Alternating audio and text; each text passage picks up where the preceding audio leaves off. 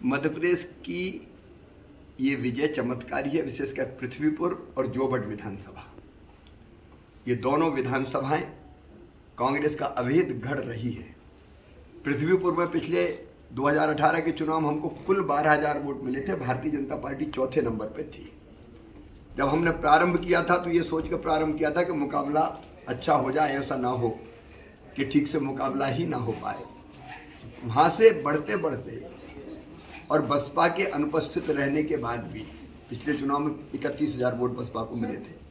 Bharatiya Janata party का जीतना मध्य प्रदेश की राजनीति में एक चमत्कार से कम नहीं है। ये जनता के प्यार और विश्वास का प्रतीक है।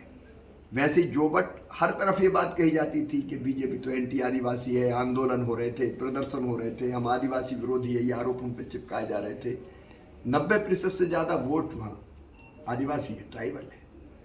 2018 के लोकसभा के चुनाव में भी 2019 के लोकसभा के चुनाव में 18,000 वोटों से हम पराजित हुए थे वहाँ। और लोग मानते थे कि वहाँ क्या रखा है भारतीय जनता पार्टी का। लेकिन आदिवासी भाई बहनों का प्यार और विश्वास फिर से भारतीय जनता पार्टी में लौटा है। और केवल वहाँ के लिए नहीं, ये आसपास की सीटों में जो भारतीय जनता पार्टी के प्रति विश्वास है वह भी दर्शाता है। अब मुझे लगता है ये तो चमत्कार ही है। मैं मानता हूं कि माननीय नरेंद्र मोदी जी जो वैश्विक नेता और हमारे प्रिय प्रधानमंत्री हैं, ये उनके प्रति मध्य प्रदेश की जनता के मन में जो स्नेह है, जो विश्वास है और इससे भी आगे बढ़ के श्रद्धा है उनके लिए, उस श्रद्धा की जीत है ये।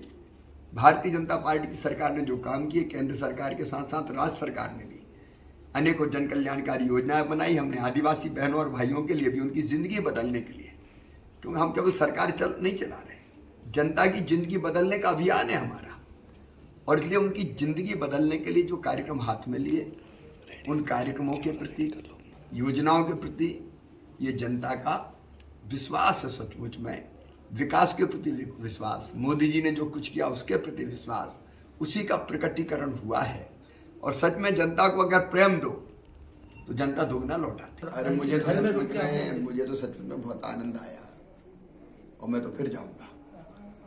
जब मैं जोबट में आदिवासी परिवार बनूंगा, उनके साथ चौपाल में बैठे, सवेरे चर्चा उठते से रात को चर्चा, उन समस्याओं को समझा और समझ के हम योजना बना देते हैं तो उनके कष्ट कहाँ है, वो अद्भुत है सचमुच में।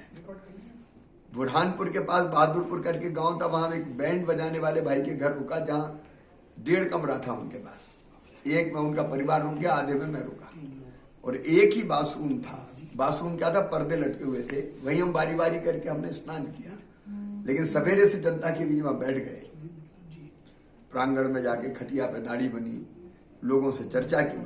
उस चर्चा में जो आनंद आया और उसमें से जो कष्ट और तकलीफें जानी, उनको दूर करने के लिए योजना बना दी।